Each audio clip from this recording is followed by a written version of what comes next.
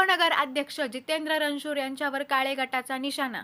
बनावट जात प्रमाणपत्राद्वारे मिळवले पद. पत्रकार परिषद घेऊन ॲडव्होकेट मुन्ना सय्यद यांनी केले स्पष्ट. कोपरगाव नगर परिषदेचे विद्यमान उपनगराध्यक्ष जितेंद्र रणशूर यांनी पार पडलेल्या कोपरगाव नगर परिषदेच्या निवडणुकीत बनावट जात प्रमाणपत्राच्या मदतीने पद मिळवले असून त्यांचे पद रद्द व्हावे याबाबत अहिल्यानगर जात प्रमाणपत्र पडताळणी समितीकडे अपील दाखल केले असल्याची माहिती राष्ट्रवादी काँग्रेसचे कार्यकर्ते सागर आहेर यांच्या वतीने गौतम बँकेच्या सभागृहात पार पडलेल्या पत्रकार परिषदेत ॲडव्होकेट मुन्ना सय्यद यांनी दिली आहे.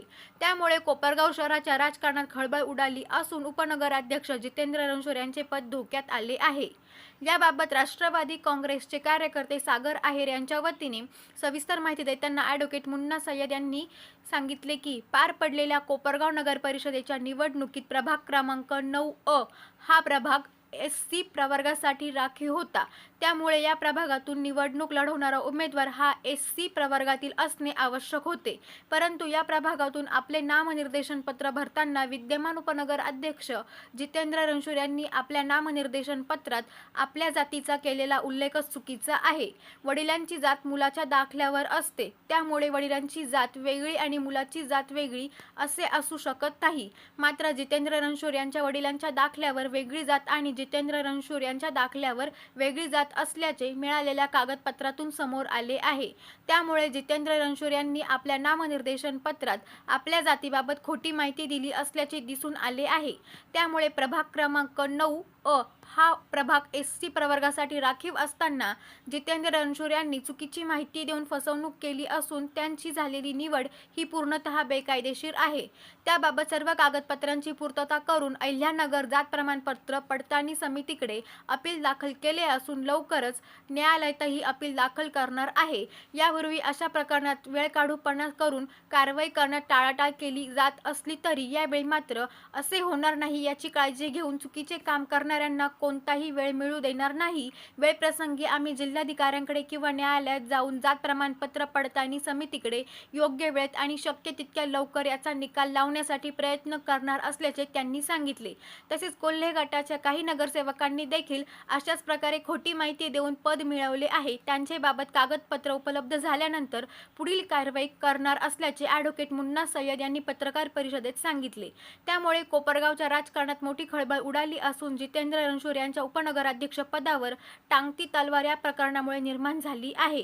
SJ मराठी न्यूज चॅनेलसाठी संतोष जाधव, कोपरगाव. कोपरगाव नगर परिषदेची निवडणूक झालेली आहे हे आपणा सर्वांना ज्ञात आहेच. यामध्ये एकूण 30 नगरसेवक जे आहे ते निवडून आलेले आहेत आणि नुकतीच नगराध्यक्ष, उपनगराध्यक्ष, गटनेते, स्वीकृत नगरसेवक यांच्या नेमणुकाही झालेल्या आहेत. आपल्या कोपरगाव नगर परिषदेच्या प्रभाग क्रमांक 9A हा जो प्रभाग होता हा राखीव होता आणि हा SC प्रवर्गाकरता राखीव होता. आणि या SC प्रवर्गामध्ये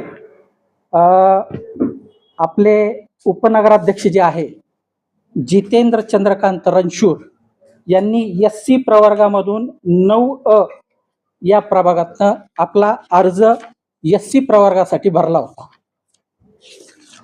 आता याच्यामध्ये काय झालं की आमच्याकडे आमचे अशील जे आहेत सागर निंबा आहेत यांनी या उपनगराध्यक्ष जितेंद्र चंद्रकांत रणशूर यांच्या SC प्रवर्गाबाबत शासकीय दरबारी माहिती घेतली असता हे जितेंद्र चंद्रकांत रणशूर जे आहे ते SC प्रवर्गात मोडत नाही अशी शासकीय दरबारातून त्यांच्याकडे काही कागदपत्र उपलब्ध झालेली आहे.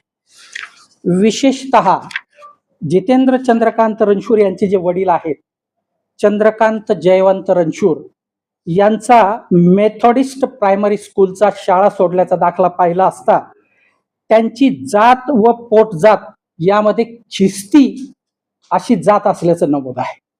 आणि प्रथमदर्शनीच जितेंद्र चंद्रकांत रणशूर जे आहे यांचे वडील जे आहे हे ख्रिस्ती या जातीचे असल्याचे या कागदपत्राच्या आधारावर दिसून येते. तसंच आम्ही त्यांचं आणखी दुसरा एक दाखला मिळवला, त्यामध्ये बी त्यांची जात जी आहे ती ख्रिस्ती प्रवर्गातच आल्याचं जे काय आहे ते दिसून येत आहे. सर्वात महत्वाचं म्हणजे शासन दरबारी जितेंद्र चंद्रकांत रणशूर जे आहे उपनगराध्यक्ष, यांचे वडील शासकीय सेवेत नोकरीला होते.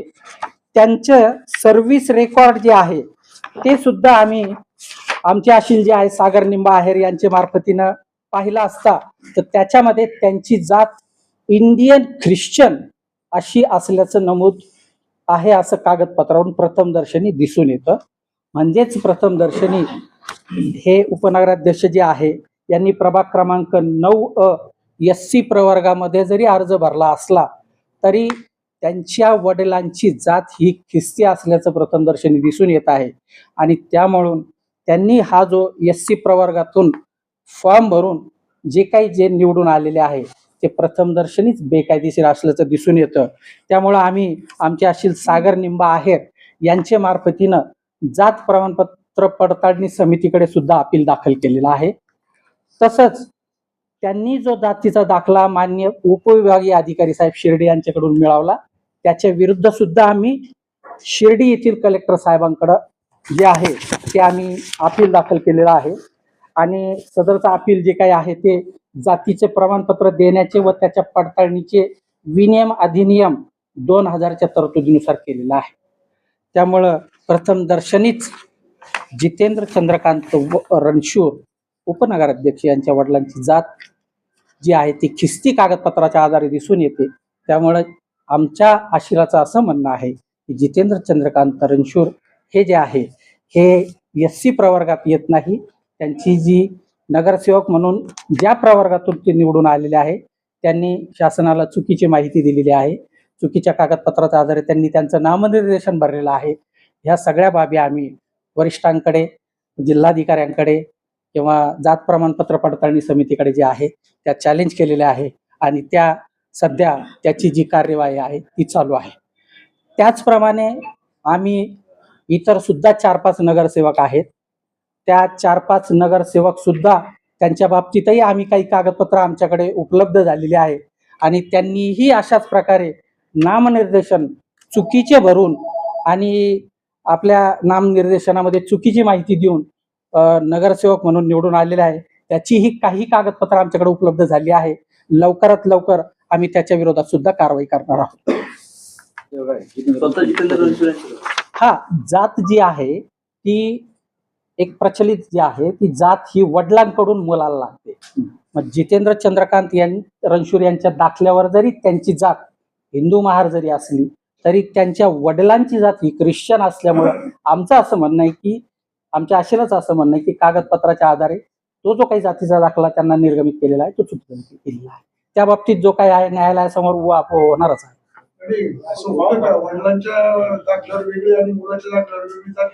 नाही, आता आमच्याकडे तर तसं प्रकरण आलेलं आहे. आता याच्या बाबतीतलं जे काही निराकरण आहे ते मान्य न्यायालयापुढे होणारच आहे आणि त्या बाबतीत आम्ही फर्म आहोत की हे जी काही कागदपत्रे जी आहे ती चुकीची आहे, त्यांची जातही चुकीची आहे. त्या बाबतीत आम्ही कारवाई चालूच केलेली आहे. नाही, काय असतं की जाती ज्यावेळेस नामनिर्देशन करतो त्यावेळेस काही दिवसानंतर जात पडताळणी करावी असे नियम आहेत. त्यामुळे ते विदिन 6 मंथ म्हणा किंवा काय कायद्याच्या तरतुदीप्रमाणे ते त्यांचं जात पडताळणीचा दाखला दाखल करतील जात पडताळणी झाली तर. परंतु हा दाखलाच चुकीचा आहे त्याच्याकरता आम्ही जात पडताळणी समितीकडेच ऑब्जेक्शन घेतलेलं आहे ना. अजून तो विषय प्रलंबित आहे आणि त्यामध्ये आम्हाला यश येणार आहे आम्हाला खात्रीच आहे. त्यामुळे आम्ही तिथे भांडणारच आहोत ही प्रथमदर्शनी चुकीचं आहे म्हणून कागदपत्राच्या आधारे. जनरली असं पाहण्यात येतं की एखाद्या निवडून आलेल्या नगरसेवकावर किंवा ग्रामपंचायत सदस्यावर असो अशा प्रकारचे जेव्हा आरोप प्रत्यारोप केले जातात, आरोप केले जातात आणि कागदोपत्री पुरावा सादर केला जातो तर समोरची पार्टी वेळ काढूपाना नेते. तर यामध्ये पर्टिक्युलरली आम्ही ह्या पर्टिक्युलर पार्टीला कोणताही वेळ देणार नाही. आम्ही जिल्हाधिकाऱ्याकडे असो किंवा न्यायालयाकडे असो किंवा जात प्रमाणपत्र पडताळणी समितीकडे असो तिथं योग्य वेळेत आणि शक्य तितक्या लवकर याचा निकाल आणि त्याचा छडा आम्ही लावणार आहोत. हो आहे ना टाइम लिमिट. त्याकरताच आम्ही त्या टाइम लिमिटची मागणी करणार आहोत.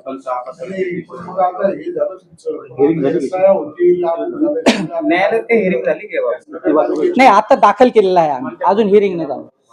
नाही, आता हे जे आहे याच्या बाबतीमध्ये आम्ही प्रांताने जो दाखला दिला त्याच्या बाबतीत शिर्डी कलेक्टरकडे अपील दाखल केलेला आहे आणि प्लस यांचे जात प्रमाणपत्र पडताळणी समिती जी आहे अहमदनगरच्या कार्यालयाकडे तिथे आम्ही तिथे अंतर नोंदवलेली आहे. अच्छा.